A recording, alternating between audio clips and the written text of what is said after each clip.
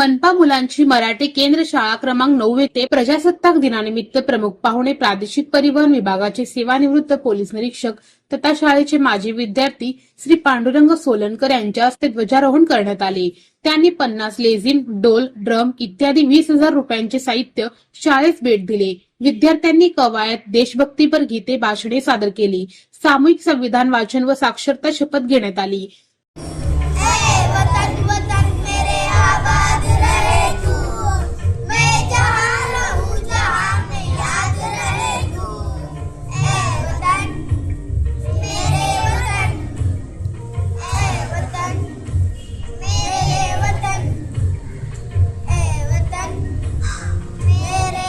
भारताचा प्रजासत्ताक दिन साजरा करीत आहे। प्रथम सर्वांना प्रजासत्ताक दिनाच्या हार्दिक शुभेच्छा। प्रजासत्ताक दिन हा भारताचा राष्ट्रीय सण आहे। 26 जानेवारी 1950 रोजी भारतात संविधान लागू झाले।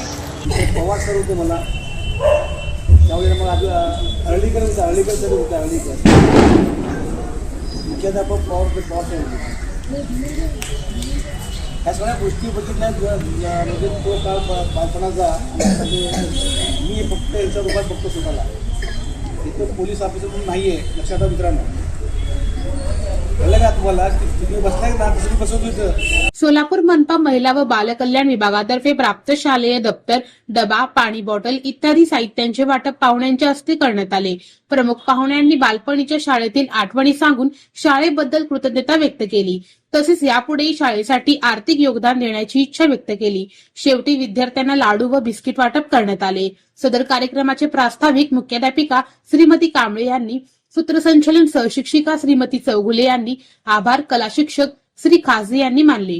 कार्यक्रम यशस्वी करण्यासाठी विशेष शिक्षक श्री अमोल स्वामी, बालवाडी शिक्षिका श्रीमती देवनपल्ली, सेविका सौ सुरवसे आणि शिपाई श्री संतोष काकडे यांचे विशेष सहकार्य लाभले।